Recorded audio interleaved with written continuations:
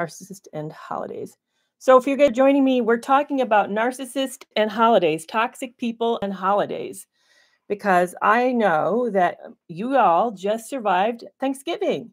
And that means now that Christmas is staring us in the face, and you just had to survive having a long experience with your family, ready or not, and you're going to have another long experience with your family. And maybe you're going to be throwing in some work parties into that mix.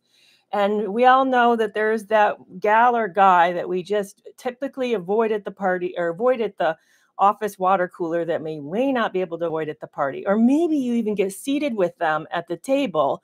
I used to have to go to annual work banquets with my late husband. And I dreaded those events. I just dreaded. Usually they're like several. I did go to several. I even made him limit. It's like I will give you 2 a year, and then that's it. I'm not doing any more. The introvert in me who's autistic, and that combination was just deadly. But unfortunately, these are the things that are what happens in relationships is that we have these experiences that we have to tolerate. So today we're going to talk about how do we manage toxic relatives, toxic friends, toxic people, toxic work coworkers, toxic partners and family members with the holidays coming up? What do we do? How do we handle it? What should be our strategy? Maybe you tried something over Thanksgiving and it didn't work really well. I know for the most of the world, I'm talking as if everybody is in the United States and we all celebrate Thanksgiving. I know that not everybody did, but I know a lot of places in the world, there's many holidays that are happening right now. We're coming into a season where there's a lot of events or celebrations that we're going into. So what if the last one you tried some new angles and it didn't work so well, and now you're heading into the new one and you want to do it differently? Hey, good afternoon from San Diego. So good to see you. Strength Through Madness. I love that. That's a great name. Strength Through Madness. It's so wonderful to hang out with you all.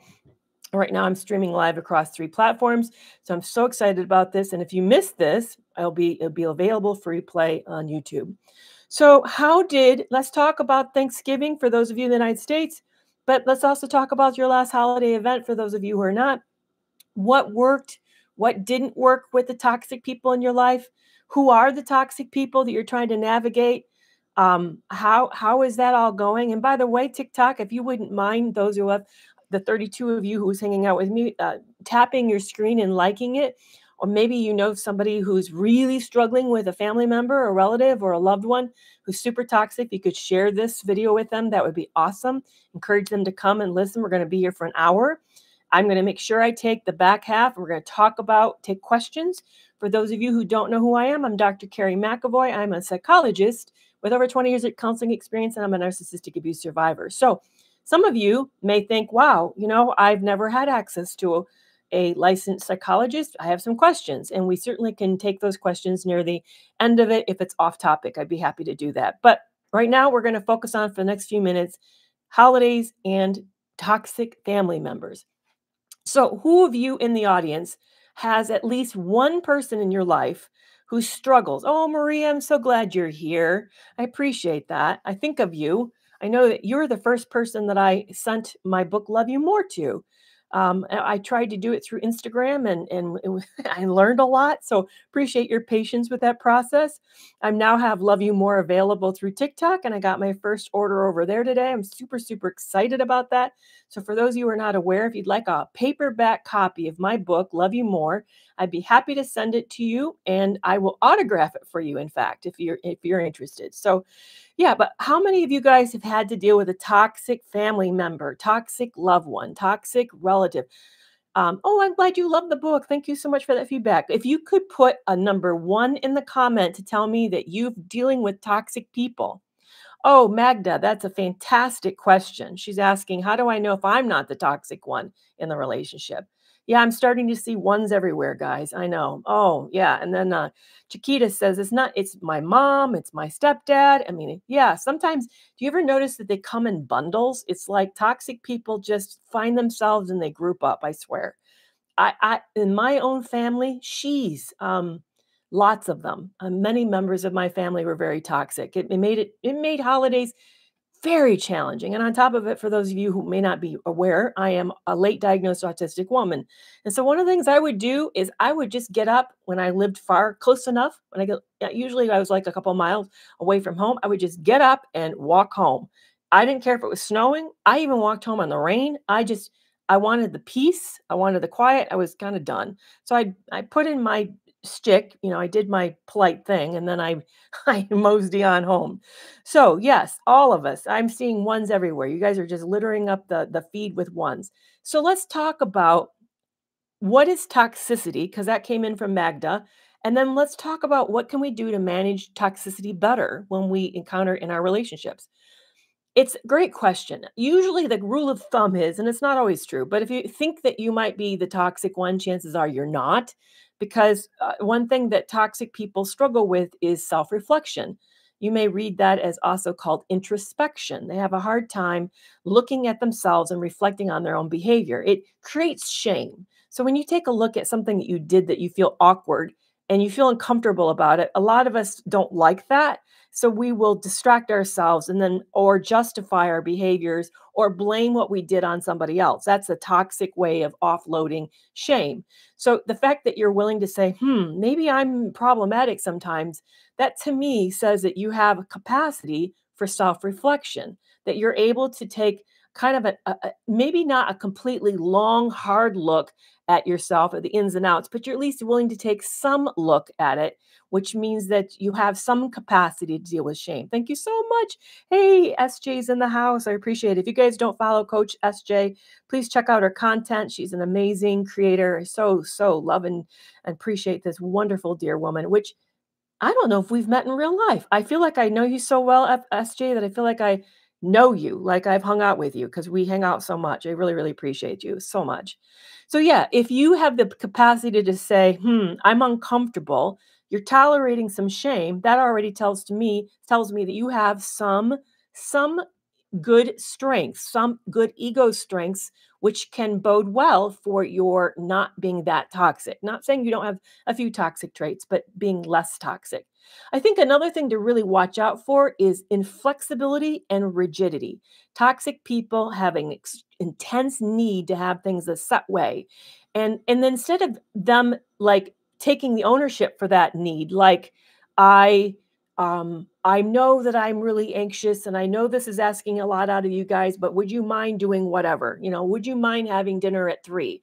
Or would you mind that we for sure set down and ate at 3, not just said it's going to be at 3 and then eat at 4? Something like that. A toxic person would handle it like this. You know what? Nobody ever keeps their word. Everybody just like they throw out these numbers and then what happens is what happens and nobody's considerate. See what I'm doing? I'm offloading my uncomfortability about the lack of prediction and the lack of maybe timeliness, and I'm making it everyone else's fault instead of saying, "Hey, I'm the one that needs this. Everybody else doesn't need this. So there maybe I need to learn to be more flexible, or maybe I just need to realize that I'm a person who struggles with this." So that's the difference. Is toxic people take an issue, and we all have issues. You're human, I'm human, everybody's human. We all have our quirkiness, but it's what you do with your quirkiness that makes the difference.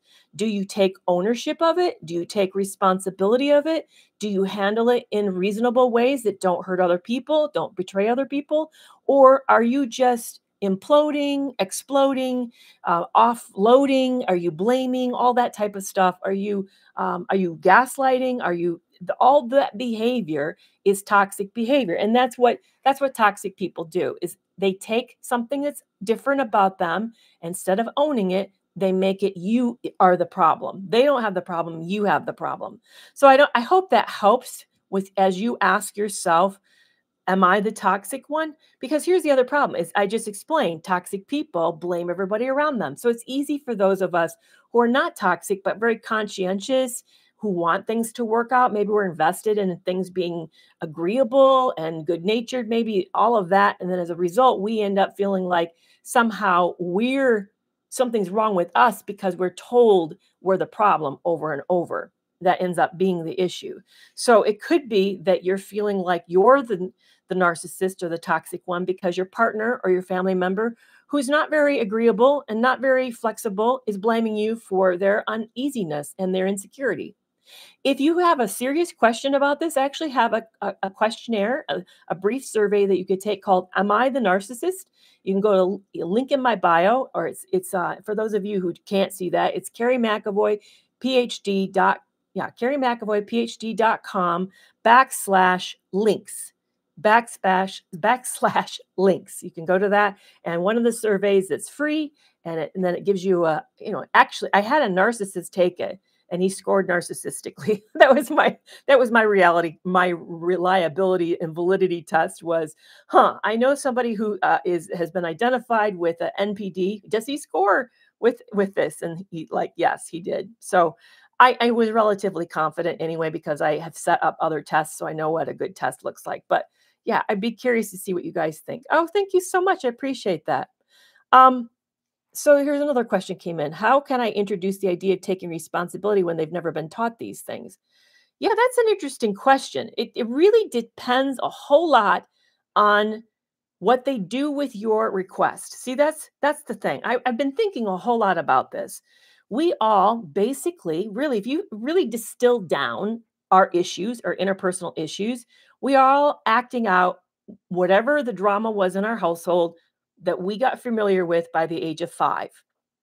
Believe it or not, your way that you relate to the world got set as a template roughly by the age of 5. So we all have a story. We all have kind of I call it a theme song that we play. Some of us say, "I'm never good enough." We over and over tell ourselves and the world we're never good enough. Others of us say, "Nobody appreciates me," or "Life's unfair." But we all have a theme that we are operating under. So the question with the person that you're thinking about approaching is, what is their theme? I would really stand back and ask yourself, how does this person relate to everyone in their life? You'll see it pop up over and over. It's very repetitive. I mean, so for example, mine, as I said, was I worry that I'm too much because I got told that. As an autistic person who's sensitive, obviously I didn't like things the way that maybe other people who are not sensory sensitive like. I struggle with that. So as a result, to me, sounds would be too loud and noise would be too much, and there would be too much lights and maybe too much chaos, and I was seen as sensitive.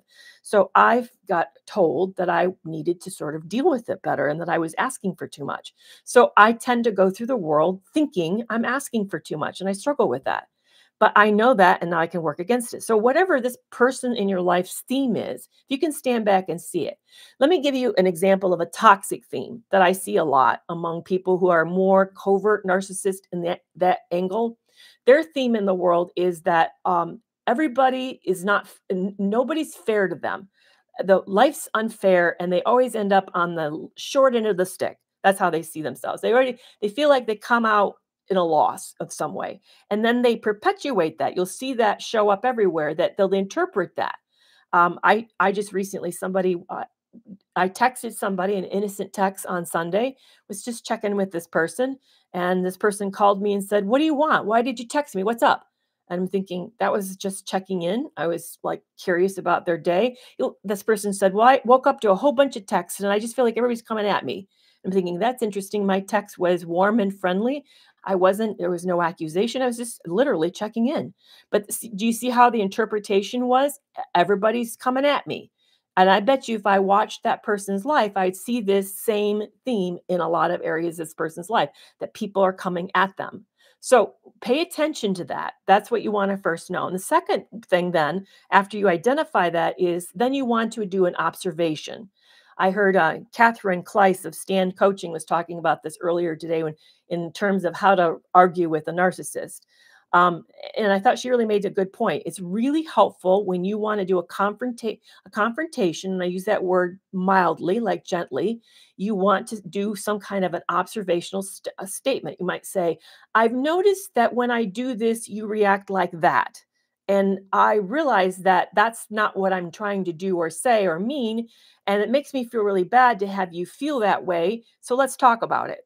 That would be a kind of gentle way of bringing it up and talking about it. But here's the problem, and also the thing to watch out for. So pay attention to what they do when you bring that up. Do they act defensive? Like, what do you mean? I can't believe you bring that up because you're no better than me. I mean, so watch what they do. Or do they say they gaslight you? You know what? That issue was your fault because you did this. Or what? Really? I don't recall it that way. I think you're just being way too sensitive about this. So pay attention to what they do with it because that will tell you whether or not they can do anything with it. So a person who deflects or denies or attacks or blames or gaslights, they've just told you that they're not amenable to taking a look at their behavior, that's an uncomfortable thing. And as I was saying earlier, self-reflection is a very important piece that gives you a lot of information about this person's healthiness. If they're not able to self-reflect, then they really can't take responsibility for what they're doing. Because if I'm building a house and I don't have a tape measure, then I'm not going to know whether or not my walls are the same size because I'm just estimating and throwing them up. And I'm going to have a house that sits really weird because there's no self-reflection. I gotta measure everything. I gotta look at it and make sure I'm cutting it straight or measuring right. So if someone's not taking the ability to self-reflect, they're not being able to measure themselves and take in good information about themselves. So if they can't take information that you're giving in a reflection and an observation, then I would see this as a relationship that doesn't have a whole lot of ability to change. You got what you got with this individual. And then you're going to have to think about what you're going to do next because that's a whole lot of good information. So is it considered narcissistic if someone accuses you of not doing something that you know that you did? No, that's not narcissistic, that's gaslighting. Now, do narcissists gaslight? Absolutely. Narcissists do gaslight a lot. But all of us gaslight at some time or another. It's a common thing. A lot of us do when we feel really uncomfortable, we feel embarrassed, or we don't know how to manage our emotions. So gaslighting is common to a lot of us. But the more you're seeing gaslighting as a way of coping mechanism to not taking any responsibility for themselves and then not allowing you to be authentic and real, then I would say that that person's not a very safe person, not at all. So I know we've gotten off topic on holidays. So let me give you the 3 suggestions about holidays, and I'll come back and start taking more of your questions. But I really need a drink today. My voice is dry. So I would think, so if you have a toxic family member or relative or friend, or you're going to a workplace with a toxic person and you got to cope with being around this person, here's some steps to handle the holidays better so that you feel less trapped. I highly suggest that you set a boundary. Say to yourself a plan of what you're going to do around that holiday. Have an exit plan, for example. If you are, say your family wants to go together, they want to carpool, and you know that you're going to be ready to leave sooner than everybody else, don't. Take your own car. Have an exit plan so that when you get done and you feel kind of exhausted, you have a way out. But also think about where your exit plans are in the house or in the party. Maybe it is you need to take a break. It's okay to go hang out at the powder room for a little while just to get a breather from everybody so that you can unwind and get back collected again. Or for me, I used to wander off and go play with the kids. Or I would check out and maybe I'd bring a book and read in another room. Yeah, I know that's not very polite. I did cause some family problems that I did do that. But think about how you can kind of preserve your sanity in the mix of all this craziness and chaos and trauma. How many of us here watch the TV show The Bear? It's on FX. It's a fascinating look at relationships. I used to say Succession was the best look at narcissistic relationships. I'm sorry, FX with The Bear has topped it. It's a fabulous, fabulous show. It's about a restaurant owner, a restaurant chef, actually, one of the best in the world, who's he's taking over his brother's place after his brother passes away. And he's inherited the crew. He's inherited this, and one of the crew is like a person who's been a close family friend that they call cousin. Oh man, in season 2, episode 6 is the one, and it's a standalone episode because it's a flashback, and it gives you an inside look at their mom over a holiday, over Christmas. And it's played by It's played by Jamie Lee Curtis plays the mother, which, kudos to Jamie for aging so bravely and well. I just think the world of Jamie Lee Curtis, but that is a perfect picture. I mean, if you could step into that family situation, imagine yourself at this big dinner with all these personalities that are very toxic. Think about what you're going to do to be able to survive so that you don't drown in the chaos, drown in the noise, drown in whoever it is that overwhelms you or talks your ear off or gets drunk on you or whatever they do that just drives you nuts. Think about how to kind of save your sanity in the mix of that. So you may want to have an actual exit plan, but you need to have an exit plan on site, like how you're going to pull out and get some time to yourself. I personally find the bathroom is an awesome place to hide out for a little while. Nobody questions you, then they sometimes expect you to take some time. So that's a great way for that's an autistic thing, by the way. Autistic people like to hide out in bathrooms. I got called out for that into my second grade. I had a chaotic second grade teacher that scared the living shit out of me, and I hid in the bathroom a lot until she started thinking I had a problem, and then I had to stop doing that. But the bathroom's a great place to hide out. So that's tip number 1. Tip number 2, the comments you're going to hit when you get to these. It may be that you've gained weight, or maybe that you've lost weight, or maybe that you changed your hair, or you didn't change your hair, or maybe that you brought the wrong thing, or whatever. You know how it goes. I can't predict it, but you know how to predict it. I want you to plan in your head for that in that situation. And then I want you to script out what you're going to say and do when it happens.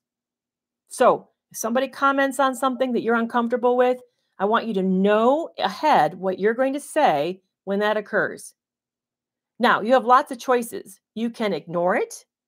You can lean into it. This is, by the way, a great way to handle things is to lean into it. Yep, that's right. It's true. I did. Lean into it. It throws them way off. They expect you to get defensive. You can laugh like it's a joke. You are so funny, man. That's hilarious. I could predict you're going to ask me that.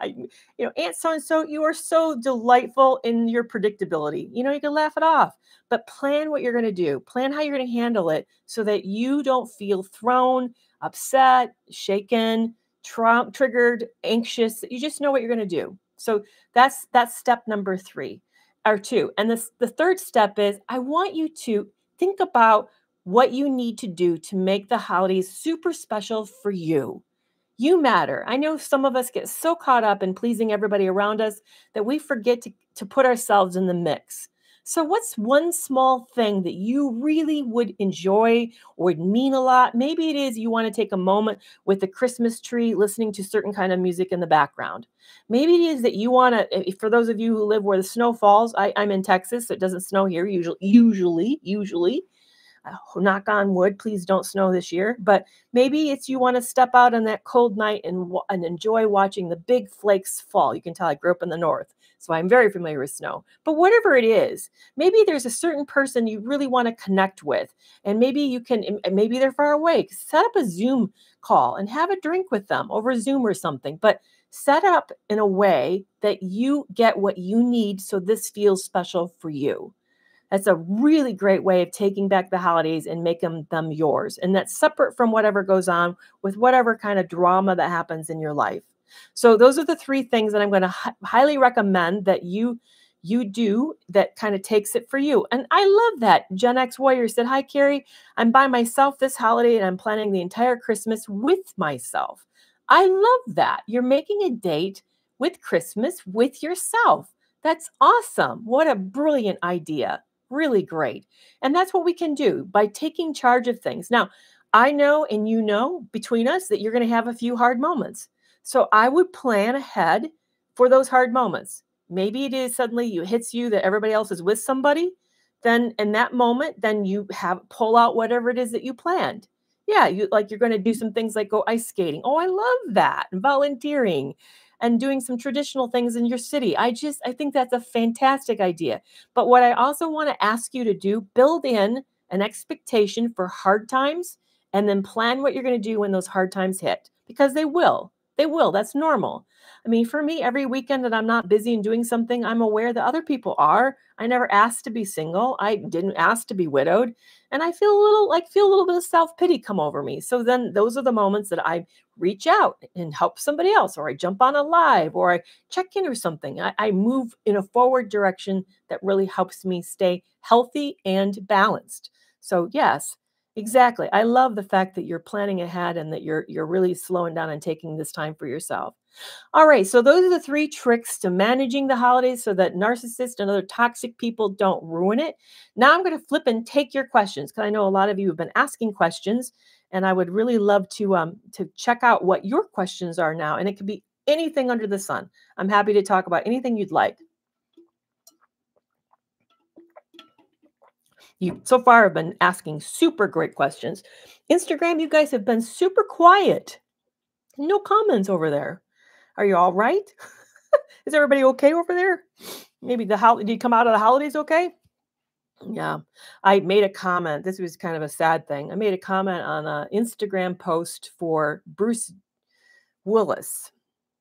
Yes, said that right. And he, oh, well, strength through madness. If you have another question for me, I'd be happy to take it. But Bruce Willis, his family posted what it was like for from over Thanksgiving. And some people were really upset that his family posted this private, the pictures of him as he's battling dementia.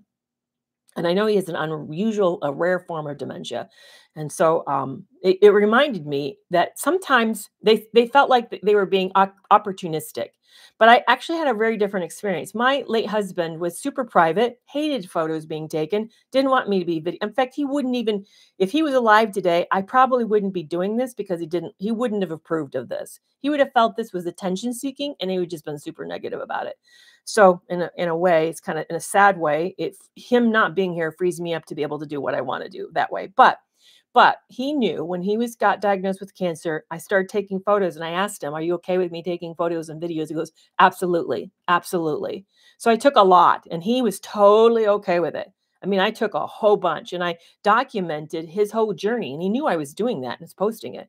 And I felt that it was his gift I'm going to feel emotional telling you this, that it was his gift to his loved ones and his friends and his children to allow me to photograph him and videotape him as he moved towards death.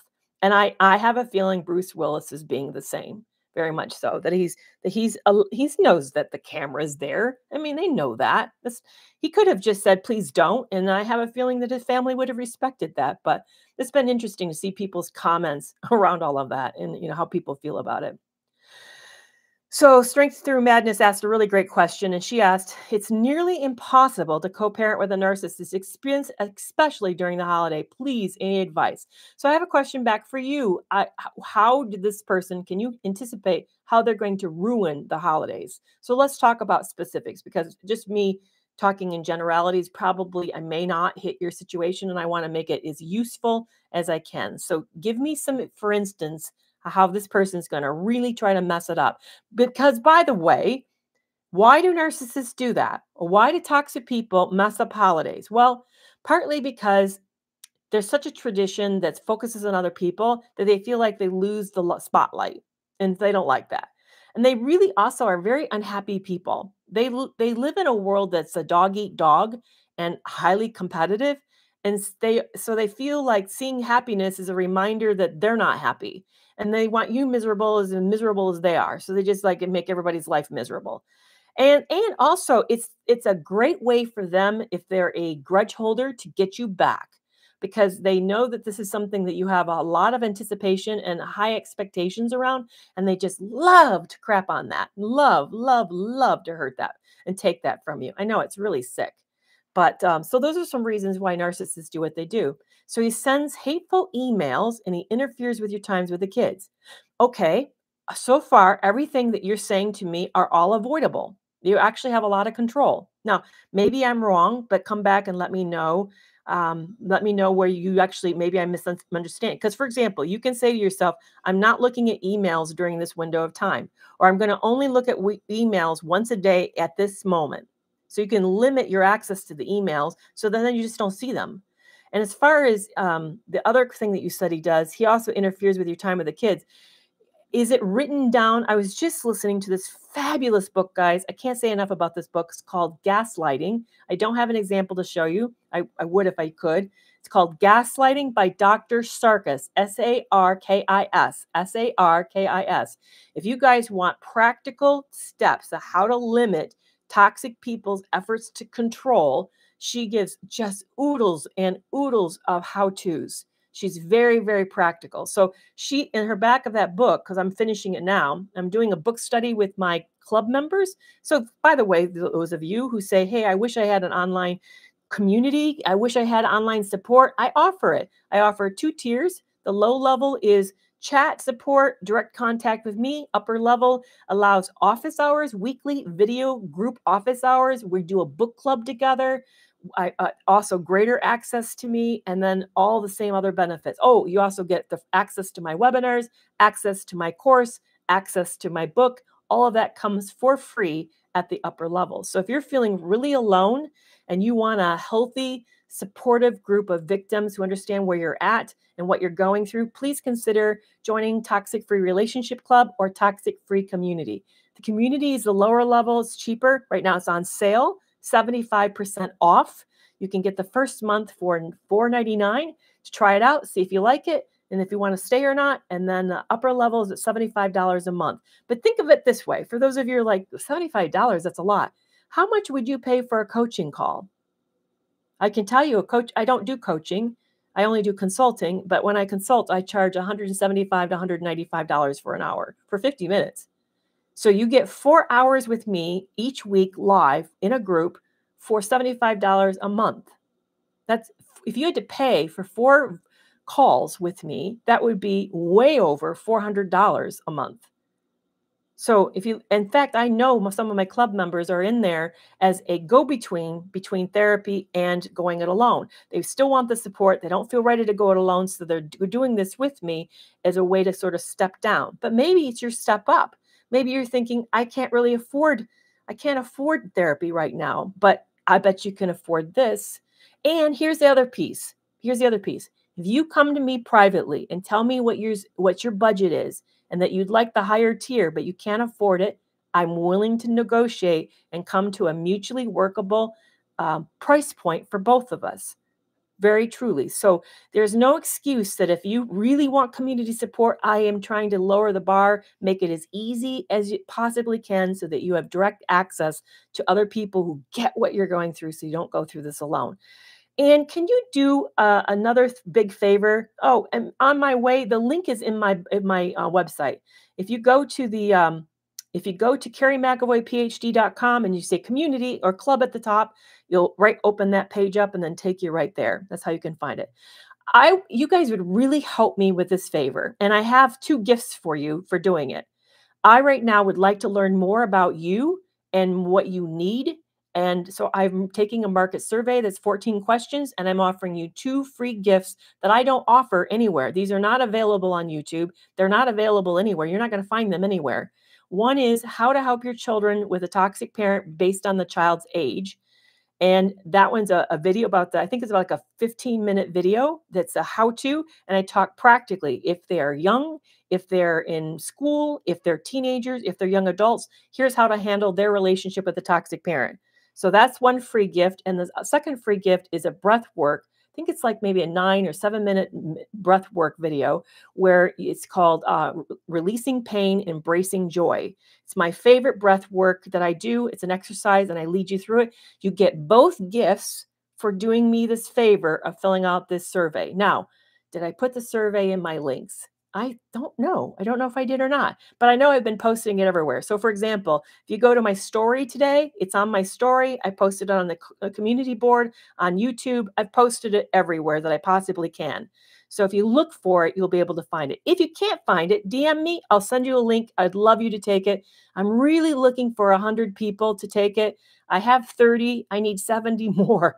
I need 70 more. So if you wouldn't mind, it would be so, so helpful because that way I can tailor exactly what I'm doing. Because here's the problem. I know a lot. I've been around the block a bit. I've been counseling for a long time.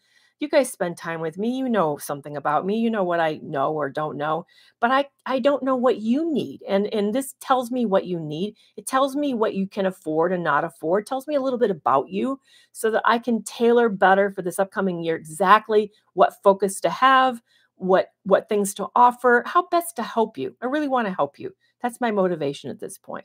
So you will help yourself if you help me with this market survey. And I super, super appreciate that. I wanted to tell you something else. Oh, I know what else I wanted to tell you. I have a mini course. It's on sale. It's on sale. It's on sale on TikTok. It's on sale everywhere. I have it in my, again, as my link. How can you find that link? Oh, that's a great question. Go to my story. So I love that name. I don't dare say it out loud because it's cursing, but what a great name. So Shenanigans, I can say that part. Shenanigans, if you go to my story today on TikTok, you'll see it. And then I put the link in the comment. And for those on Instagram, it's in the story and the link's actually right on the story. You just hit the story. And to YouTube, I posted it on my community board along with the link so you can find it. If you follow me on Facebook, I posted it there as a post, a stagnant post, and I also put the link in the notes. So that way you can find it. It's so I probably didn't put a link in my links, but I put the link, all stories is out there on the stories. So I would really, really appreciate it if you would do that. Thank you. And like I said, my mini series on healing in 7 steps is on sale for $4.99. It's 70% off. It's a 7-video series that asks you lots of practical psychological questions. It's available through TikTok. It's also available on my own page. It's linked in my link bio, so you can find it really easily as well. So if you're struggling to heal, maybe you're struggling with grief. Grief is one of them. Struggling with guilt or loneliness, be sure to check that out because that's another savings that I'm offering right now. I'm marking it down. So back to the questions. Did I answer your question about how your partner? I'm talking back to strength through madness. Okay, so the other way that your partner really likes to mess things up with you, he tries to get the kids mad when they're spending their time. So can you say more how he sabotages that? I would love to hear, what does your partner actually do that stirs the kids up so that really ruins your time with them or ruins the time in general? I'd be interested in hearing that. So what other kind of questions you guys have for me? I'm reading through all of this. Yeah. Oh, this is a good one. My ex allowed Christmas dinner to burn on purpose because of holding a new grandbaby. Woo! That's called passive aggressiveness. Yeah, they will do that. See, that's a great example of someone, instead of saying to you, "Hey, I'm jealous. I feel kind of like you're not seeing me, or I'm resentful of you having a good moment with your child." Instead of like processing that feeling with you, like, is you're safe and working it through and having you then show up for him and showing sympathy about what he's going through, he got you. He got even with you. That's the difference between a healthy. See, the feeling's not wrong. We all have those weird feelings. That's not bad and wrong or shameful for you to feel jealous of something or be envious or feel like life never works out in your way. I mean, I have that. I mean, I don't have any grandkids. Here I'm in my 60s and I have no grandkids. Sometimes I see the rest of you like making cookies and being so excited about playing with your kids and everything that I end up thinking, wow, I really wish that was me. But see, what I do with it is what makes me defines whether or not I'm healthy or not. So a healthy person would then say, okay, so I don't have grandkids, but that doesn't mean I can't love on other people's kids. I can show up there. It means I can volunteer. Maybe I can go find a hospital, children's hospital, help out with, or maybe I can knit sweaters for, cancer patients, children, things like that. So that's an easy way to sort of like to take something that is a loss and make it into a strength. But toxic people, they will take that and then they will make sure to ruin it for you too.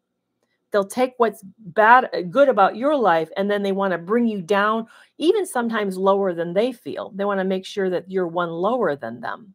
It's really, really tough.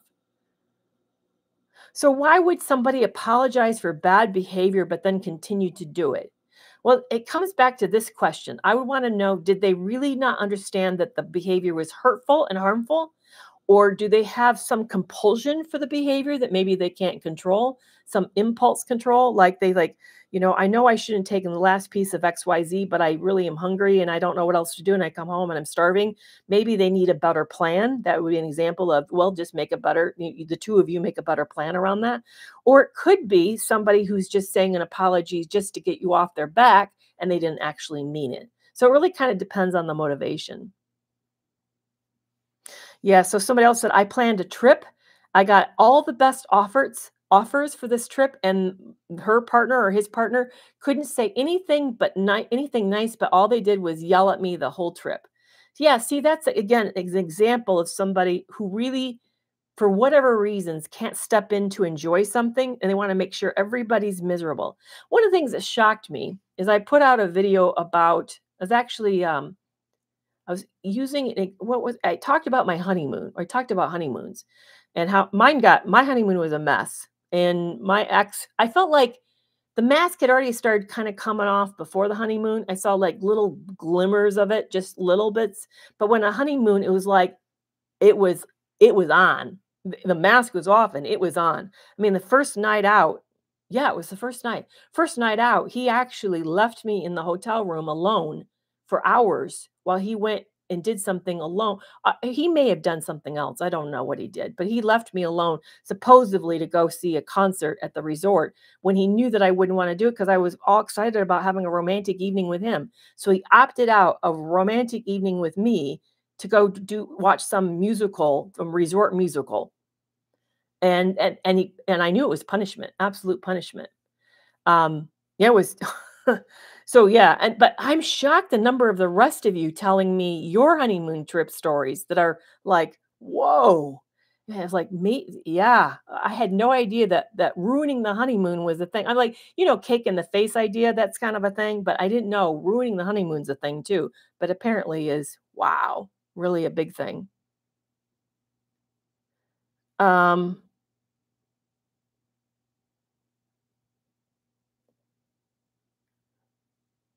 I mean, there's some interesting comments coming in. I'm kind of like trying to follow what the comments are about.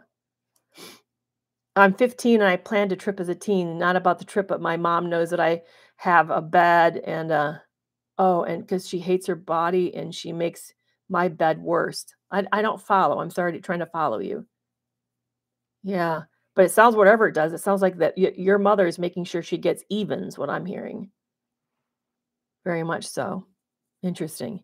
Yeah, it comes back to they're very intentional in making sure they get you.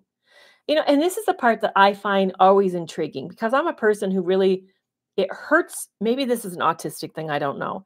But to hurt other people hurts me. If I was deliberately mean to you, like say you had a new haircut and I know you really invested, maybe you talked about it for a long time. I knew it was really important to you, and then you came and you wanted to know what I thought. And regardless of whether it was good, bad, or indifferent, toxic people will make sure that they hurt you because you're open and vulnerable and they just got to give it to you. They just can't resist that temptation to really make you feel hurt. But a healthy person won't. They won't do that at all.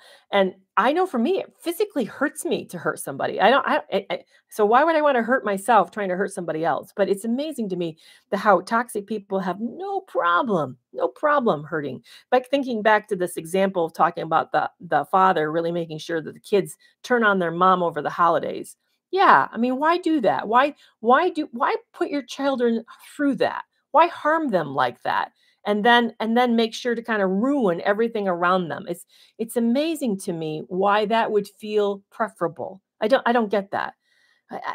Healthy people take pleasure in other people's joy. They do. You see somebody who doesn't take pleasure in your joy and doesn't enjoy seeing you have joy, run. Run. Seriously, run. That to me is a very toxic person. And they're going to make sure that you have no good moments, at least to the degree they can control it. Can you change a family member who's narcissistic? No, narcissism is now. I know I just listened to somebody who's religious and they get really upset about this. And I'm not saying that supernaturally people can't change. I do believe in God, so I believe God can work in us, and so I'm not ruling that out. But for the most part, toxic behavior is really resistant to change. It's because it's like the finger trap. Okay, so you've seen those finger traps where you put your finger in and then you feel stuck, so you try to pull your finger out. The more you pull your finger out, the more it tightens on your fingers and you can't get your fingers out. Well, that's what narcissistic behaviors alike. So let me tell you, how is it self-fulfilling? Because it's self-fulfilling. If you see the world as unsafe, predatory, dangerous and competitive, and then you guard yourself against a dangerous world, then you're going to interpret everybody's behavior around you as trying to get even or out for something or manipulative or exploitive. You then push people away because you anticipate that toxic behavior happening to you. You don't trust anybody. You do. And then as a result, you have a hard time respecting anybody. So what happens? It becomes self-fulfilling. And here's the other big piece that really plays in. And that's the other problem, is that if you then can't reflect back on yourself because that feels too uncomfortable, too scary, then you have no ability to see that you have this pattern that you need to change. They don't see it. So it becomes this self-fulfilling prophecy. They say the world's a competitive place. Then they treat the world like it's a competitive place, making it competitive. They've created the very situation they say is going to happen. So it makes it super hard to change. Super, super hard. So how do you break through it? Because anybody would, if you try to break through it and say, listen, I'm not out to get you. You can interpret anything that you want in any way you want. They can show you that it feels like you are. And then they will begin to like validate this perspective. I heard once, and I wish I remember it correctly, there's a research fallacy or research error that sometimes gets made. If you're looking to count the number of black swans, here, let me give you an example that you'll recognize. Say you're trying to buy a car, okay? And you start to pay attention to all the cars around you when you're driving. And say you're even, let's just pretend you're thinking about a Volkswagen, okay? And you have a particular model, and then you start to see that model everywhere. And then you think everybody's driving a Volkswagen. It's because you've decided to look for it, you see it. It's not because there are any more Volkswagens model of that model on the road than there was before. It's suddenly you're paying attention, so now you start to see it. So that's the problem with narcissistic or toxic people, is they interpret the world through a grid that's not kind, that's very sad and miserable, and then they see it. They then see that confirmed over and over. They look for it and they confirm it. That's why the gratitude policy works so well. When you practice thankfulness and gratitude, when you begin to force yourself to look for things that are going well or turning out good for you or are blessings to you, then you start to see more of them because they're all around us. It's based upon your perception. You can choose to see the glass as half full, or you can choose to see the glass as half empty. It's really up to you. So when you have a toxic perspective, you're seeing a glass in a certain way, and it becomes fulfilling because you treat that as if it's real, and then you perpetuate the very problem. It's just like the person who doesn't want to be cheated on, but that person or he or she feels like they need to have all that love and affirmation. So they go out and start to like groom people to cheat, and then they accuse their spouse of cheating. I mean, it becomes a self-fulfilling prophecy. I hope that makes sense. That's not a very good example. Yeah, it is amazing. It really comes back to, I'm reading a lot of your guys' examples, the stories that you guys are telling, sharing here. It really comes back to who we allow in our life. I mean, I said earlier today that everybody's got a theme song. It's like our favorite song, a way we see the world. And if we're not careful, it becomes true for us. We then make the world that because we anticipate it. We do the same thing. If we're looking for black swans, we'll start to find black swans. So you have to begin to ask yourself, what am I predicting? What am I anticipating? And how can I then anticipate it in a very different way? And by doing that, you'll help break that self-fulfilling prophecy tendency. So is narcissism genetic, learned, or can it be developed through trauma response for childhood trauma? That's a really common question. The latest research suggests that it's a combination of environmental variables with an innate genetic component. That, in other words, it's probably there's some on switches for some of us that are built into our DNA, and then the environment somehow triggers them. Now, I know that we love to say that trauma is the trigger. So I want to ask you the back-ass way about this, if about trauma. I got to hear Dr. Vander Kolk in person say at a conference in Washington, D.C., that 80% of the United States experienced a major trauma in their life. 80% of us. All right. The rates of narcissism in the United States right now sit somewhere between 3 to 5%, according to the government statistics, which, by the way, is based on those who come in for treatment, which narcissists don't come in for treatment. So maybe it's a little higher than that. But roughly, let's take a real low. Some people like to quote 0.5.